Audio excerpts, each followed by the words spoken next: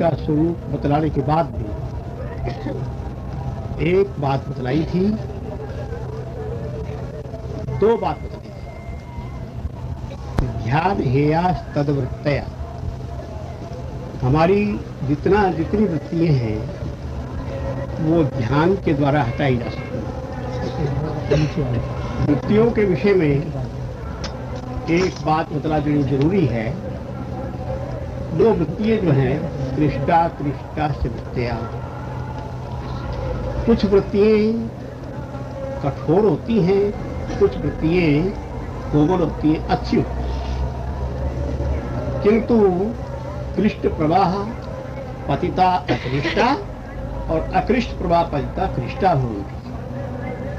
जहां पर अच्छी वृत्तियों का प्रवाह चल रहा है वहां पर कभी कभी कठोर वृत्तियां भी आ जाती हैं, और जहां कठोर वृत्तियां चल रही हैं कभी कभी उनके अंदर शुभ वृत्तियां भी आ जाती हैं। उदाहरण के रूप में बहुत से लोग ये यहाँ मध्य भारत के अंदर मानसिंह नाम का एक डाकू हुआ, उसने बहुत डाके मारे इधर उधर से, हत्याएं भी उससे हुई होंगी तुम्हें, किंतु उसके बाद वो उस धन का उपयोग कई अच्छी जगह उन्होंने किया, कई अच्छे विद्यालय खोल दिए, कहीं पर अन्न क्षेत्र लगा दिए, ऐसा भी मानसिंह करता रहा। इसका ये क्या परिणाम हुआ, कठोर वृत्तियों के अंदर बीच में कोई पुण्यात्मा का वृत्ति आ गई जिससे पुण्य का काम करता था, और कठोर वृत्ति उसकी थी, कठोर वृत्ति के कारण डकैत डाके वगैरह मरता रहा। इसलिए क्लिष्ट प्रवाह पतिता अक्लिष्टा, कठोर वृत्तियों के अंदर अच्छी शुभ वृत्ति और शुभ वृत्तियों के अंदर कठोर वृत्ति भी आ जाती है। एक आदमी यज्ञ कर रहा है, दान कर रहा है, किंतु कोई संपर्क ऐसा बना, उसको क्रोध आया, क्रोध में आकर किसी को पीट दिया या किसी को मार दिया, तो ये क्या हुआ, ये पुण्य के अंदर पाप की वृत्ति आ गई। किंतु भगवान पतंजलि देव ने दोनों प्रकार की वृत्तियों के लिए एक बात कही, ध्यान हेया तदवृत्तया। वो सारी की सारी वृत्तियां ध्यान योग के द्वारा हेया माने हटाई जा सकती हैं। ध्यानाभ्यास से वृत्तियां हट जाती हैं। कैसे हट जाती हैं? देखो, मैंने कल अपने व्याख्यान में ये बात समझाई थी, किंतु योग सिद्धांत की बातें लोग अधिक नहीं करते हैं, इसलिए सुनने वालों पर भी वो भूल सी जाती हैं, ऐसी भी बात हो जाती है। मैंने क्या समझाया था? देखो, हम जब तक संसार के बाहरी विषयों को भोगते हैं तब अंदर के विषयों का भी ज्ञान नहीं है, इसलिए बाहर के भोग रहे हैं। कान अच्छे अच्छे गाने, रसीले गाने सुनता है और सुनकर के मग्न हो जाता है। चमड़ी बाहर के लोगों से मिलजुल करके प्यार करती है, खुश हो जाती है। नाक से कोई अच्छी सुगंध आने लगती है, नाक ओहो बड़ी अच्छी सुगंध आई है, तो खुश हो जाता है। इसी प्रकार से जीव को कोई रसीले पदार्थ खाने को मिलते हैं तो खुश हो जाती है, जीवों को बड़े स्वाद है, अब तो बड़ा अच्छा, ये बड़ा अच्छे आज तो रसगुल्ले पेड़े मिठाई बनकर आई है, बहुत ही अच्छे रहे। ये जो है हमारी बाहरी वृत्ति है, बहिर्मुखी वृत्ति है। क्यों कि हमारी जीव रस को कब लेगी, जब हम खाएंगे। इसी प्रकार से सुगंधी हम कब आएगी, जब इतर फ्लेवर को हम सूंघेंगे। हमें अच्छे रूप कब दिखाई देंगे, जब आंख खोल कर हम किसी को देखेंगे। हमें अच्छे अच्छे गाने गुणे कब सुनाई देंगे, जब कान लेकर हम सुनेंगे। तो इस प्रकार से ये हमारी वृत्ति बहिर्मुखी है, बाहर की दुनिया को देख। भगवान पतंजलि देव ने कहा ध्यान हेया तदवृत्तया, ये हमारी बहिर्मुखी वृत्ति है, किंतु ये ध्यान हेया है। ध्यान हेया क्या? ध्यान के विषय में तुमकर बताया था। ध्यान का अर्थ तुम्हें समझ में आ गया होगा। ध्यान कहलाता है तत्र प्रत्येकतानता ध्यान। धारणा, ध्यान और समाधि मैंने खोल करके कल बताई थी, फिर बतलाता हूं। धारणा उसको कहलाती है, धारणा वो कहलाती है देशबद्ध चित्तस्य धारणा, किसी एक लक्ष्य स्थान के अंदर अपने चित्त को इकट्ठा किए रहना धारणा कहलाती है। जैसे हम सोचने लगे कि ये भगवान शंकर बैठे हुए हैं, उनकी शक्ल की धारणा करते रहे कि ये बैठे हैं, ये बैठे हैं, इसका नाम है धारणा। ये दो प्रकार की होती है, बाह्य धारणा और अभ्यंतर धारणा। बाह्य धारणा तो जैसे कोई त्राटक का बिंदु लगा करके उस बिंदु को देखता रहे, ये बाह्य धारणा है। यद्यपि जैसा भगवान ने गीता के अंदर आदेश दिया है, संप्रेक्ष नासिकाग्रम स्वम दिशस्ताम अनवलोकयन् प्रशांतमा विगत भी ब्रह्मचारी प्रतिष्ठित है, योग का उपाय बतलाया है उन्होंने, हठ योग का उपाय बताया। मनुष्य नाक के अगले हिस्से को देखे, क्या परिणाम निकलेगा? ये आंखें बंद करके हमको अगला हिस्सा हमें दिखता है, देखने लग जाए, क्या इसका परिणाम निकलेगा? देखो, इसका परिणाम ये निकलेगा, यदि हमने बाह्य धारणा को परिपक्व किया है। बहुत आज अभी थोड़ी देर पहले एक महात्मा मेरे पास आए थे, उन्होंने योग ध्यान के विषय में बहुत बातें की, मैंने अंतर्गत की काफी बातें उनको समझाई, किंतु ये बतलाया हठ योग दो प्रकार से चलता है। हठ योग में यदि हम त्राटक का अभ्यास करते हैं, त्राटक में एक काले बिंदु को हम देखना आरंभ करें, किंतु एक बात याद रखना, कलिकाल का जमाना है, हठ योग का अधिकारी वो व्यक्ति होता है जिसका ब्रह्मचर्य पूर्ण हो। जो ब्रह्मचारी हो, संयमी हो, वो हठ योग का अधिकारी होता है। वासना भोगी हम लोग जो हैं, अर्धगत वासना के अंदर रहने वाले हैं, इसलिए हठ योग का अधिकारी मिलना बड़ा कठिन होता है। थोड़ी देर के लिए हमने भगवान की आज्ञा अनुसार नासिकाग्र भाग को देखना आरंभ किया, किंतु नासिकाग्र भाग के देखने से पहले मनुष्य को त्राटक सिद्ध होना चाहिए। एक काले बिंदु को लगा करके उसको देखना आरंभ करें।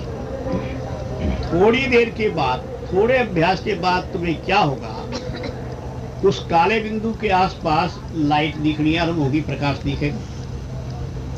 वो लाइट जब दिखनी आरंभ हो जाएगी तो थोड़े समय के बाद वो काला बिंदु खत्म हो जाएगा, लाइट का रोशनी का बिंदु बना रह जाएगा। इस रोशनी के बिंदु को देखो, उस रोशनी को बिंदु के देखते देखते आंखों के अंदर वो बिंदु समा जाएगा, आंख दिव्य दृष्टि वाली बन जाएगी। हमने अपने नासिकाग्र भाग को उन आंखों से देखना आरंभ किया और धीरे धीरे देखते देखते यहाँ मूर्धा ज्योति तक वो रोशनी आ गई। जब वो रोशनी मूर्धा ज्योति में आएगी तो क्या परिणाम निकलेगा? मूर्ध ज्योतिषी सिद्ध दर्शनम। मूर्धा ज्योति के अंदर रोशनी पहुंच जाने पर, मूर्धा ज्योति के दिख जाने के बाद सिद्धों के दर्शन शुरू हो जाते हैं। और जब सिद्ध लोग सामने आते हैं, ये एक नियम की बात है, या तो वो लोग दिखते नहीं, और यदि वो दिख जाते हैं तो उनका एक नियम रहता है, कार्य चाश्य वर्तनता। सिद्ध लोग आंखों पे सामने आ जाते हैं, उनका दिखना जो है वो खाली नहीं रहता। वो सामने आ जाने के बाद मनोभिलिषित पदार्थ दे ही देते हैं, वरदान देते हैं जरूर, जिनको सिद्धों का दर्शन प्राप्त हो जाए। मूर्ध ज्योतिषी सिद्ध दर्शनम।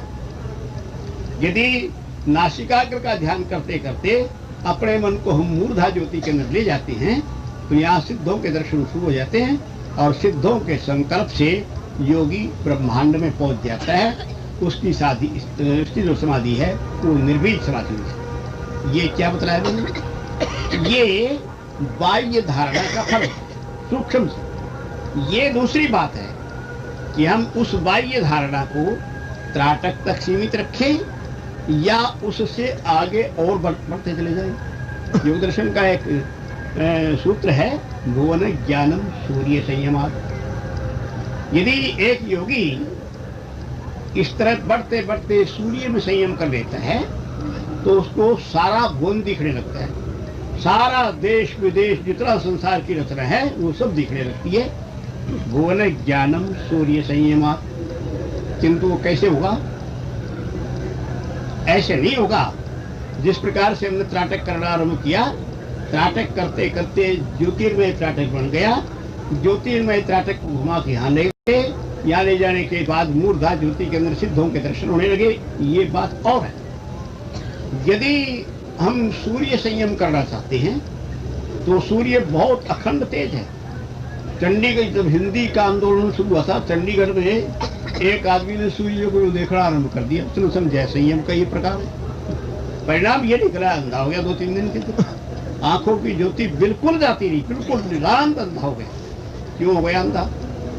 अंधा ये हो गया कि बड़ी शक्ति छोटी शक्ति को अपने अंदर लय कर लेती है। हमारी आंखों के अंदर जो रोशनी है, हमारी आंखों जो तेज है, वो अग्नि का तेज है, और अग्नि का केंद्र है सूर्य। सूर्य के अंदर हम त्राटक करेंगे तो आंखें खत्म हो जाएंगी। किंतु तरीके से विधि विधान पूर्वक करने से योगी सूर्य में संयम करते हैं, और सूर्य में संयम करने से भुवन ज्ञानम सूर्य संयमात्। सूर्य के अंदर संयम करने से योगी सारे भुवन को देखता है। सूर्य जो है सारे भुवन को देखते हैं ना। सूर्य का प्रकाश किसी एक जगह नहीं होता। सूर्य का प्रकाश तो सारे देश विदेश तक है, वहां तक छुता ही है। और सूर्य प्रकाश के अंदर ये इलाहाबाद भी दिखता है, उसके बाद बनारस भी दिखता है, प्रयाग भी दिखता है, और दूसरे दिल्ली भी सूर्य के प्रकाश में दिखती है। तो यदि सूर्य के अंदर योगी का संयम हो जाता है, अपने आप को सूर्य के अंदर मिला लेता है, तो उसको भूल ज्ञान सारे संसार सारा भूल उसको दिख रहे, ये ताकत उसके अंदर आ जाया करती है, जिनको इस प्रकार की शक्ति प्राप्त हो जाती है। हमारा यहाँ एक बच्चा बनारस के अंदर, मैंने एक दिन और उदाहरण बताया था, प्रभु जी के चरण कमलों में आया था। प्रभु जी ने उसको 5 रुपये महीने पर रखा था। फिर उसके बाद धीरे धीरे से वैराग्य आ गया, उसने संन्यास ले लिया। संन्यास लेकर के यहाँ बनारस में रहता था। इलाहाबाद का हमारा एक बच्चा है विष्णु, पता नहीं वो कब आएगा, 1-2 दिन में आने वाला है। उससे हम उसके मुख से कहला देंगे। उसने उस हमारे जमाने में ही थोड़ा थोड़ा त्राटक का अभ्यास करना शुरू कर दिया था। फिर प्रभु जी की कृपा हुई, शक्तिपात उसके ऊपर हो गया। उसके फलस्वरूप उसको दूरदर्शन होना शुरू हो गया। वो विष्णु के सामने उसने कई बार यूं देख करके दीवार से परे आने वाले व्यक्ति को बताया, फलाना व्यक्ति बाहर है, उस बाजार के अंदर वो व्यक्ति आ रहा है। क्यों?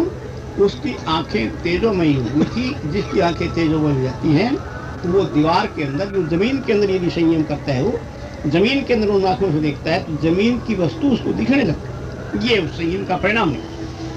तो खैर, मैं जो बात कहना चाहता था, ध्यान हेयस्तदवृत्तया। पहले यदि हम बाह्य विकारों को शांत करना चाहते हैं, ये तो ठीक है कि मनुष्य को अपने विकार रोकने की चेष्टा करनी ही चाहिए। यदि बाह्य विकारों को मनुष्य रोकना चाहता है तो उसके कुछ प्रकार हैं, स्वाभाविक प्रकार। एक तो दो व्यक्ति नैतिक व्यायाम, पहले मैं ऐसी छोटी बातें बता दूं। जो व्यक्ति नैतिक व्यायाम करता है, व्यायाम करने से उसका वीर्य शरीर में व्यापक हो जाता है।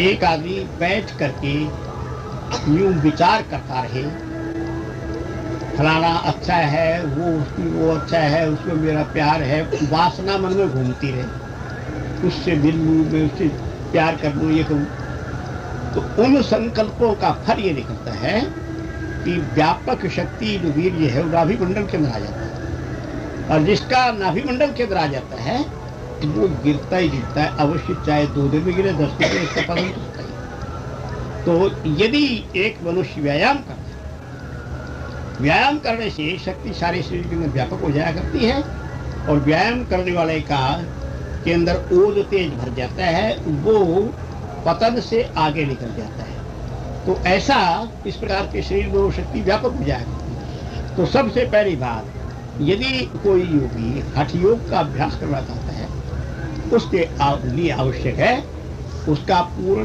ब्रह्मचर्य व्रत हो, ब्रह्मचारी हो। देखो, मैं एक बात समझाऊं। आर्य समाज के प्रवर्तक श्री महर्षि दयानंद जी महाराज ने कुछ ऐसे नियम चलाए थे जिन नियमों पर मनुष्य मनुष्य बन जाता, योगी बन जाता। मैं वो सिद्धांत बतला दूं थोड़ा सा। देखो, सबसे पहली बात तो ये है, जिसको बढ़ाना है, मातृमान पितृमान आचार्यमान पुरुषों पे, माँ वाला, बाप वाला और गुरु वाला परमात्मा को पा जाता है। कैसे? देखो मैं बताऊं। पहली बात तो ये है कि पति और पत्नी का अभेद संबंध हो, एक बात।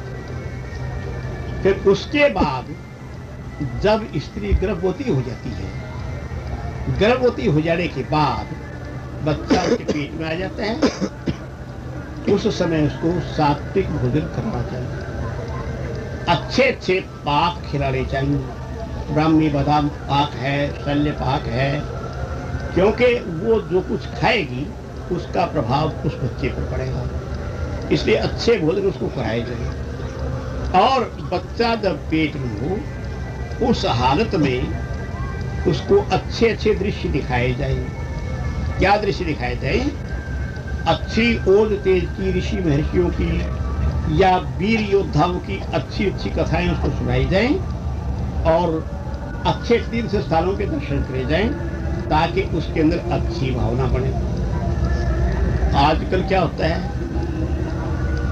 आजकल तो गर्भिणी स्त्री के मन के बहलाने के लिए नाच दिखाते हैं, ताकि उसके मन के अंदर नाच की ही भावना बनी रहे और वो बच्चा पेट में से जब आए तो नचनियां आए, आकर के वो नाचना शुरू कर दे।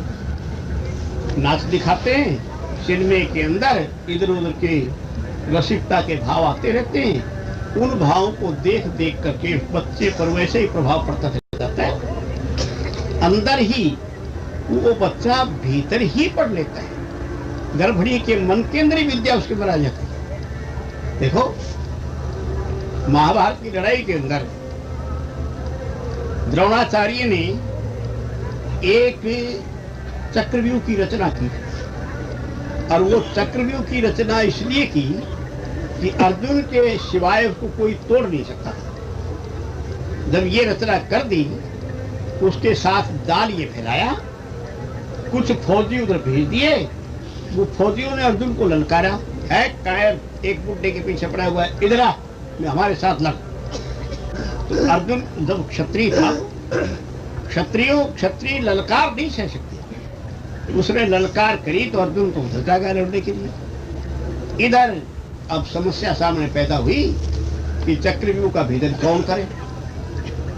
तो सुभद्रा का लड़का अभिमन्यु, अभिमन्यु ने अपने ताऊ युधिष्ठिर से कहा कि ताऊ जी 6 चक्र तो मैं तोड़ दूंगा। उन्होंने पूछा, बेटा तुम कैसे तोड़ दोगे? कि मैं ऐसा तोड़ दूंगा कि जब मैं अपनी माँ के पेट में था तो मेरे पिताजी चक्र भेदन की बात मेरी माँ को सुना रहे थे। उन्होंने 6 चक्र तोड़ने की बात तो सुना दी, वो पेट में मैंने भी सारी सुनी। किंतु 6 चक्रों की बात सुनाने के बाद जब वो 7वें चक्र की बात उन्होंने सुनाई तो मेरी माताजी सो गई। मेरी माँ ने वो बात नहीं सुनी। जब उसने नहीं सुनी तो मेरे कान में भी वो बात नहीं है। इसलिए 7वें चक्र का विभेदन तो मैं कर नहीं सकता, 6 में तोड़ दूंगा। भीमसेन वगैरह ने कहा कि अच्छी बात तू 6 तोड़ दे, 7वें को हम तोड़ लेंगे।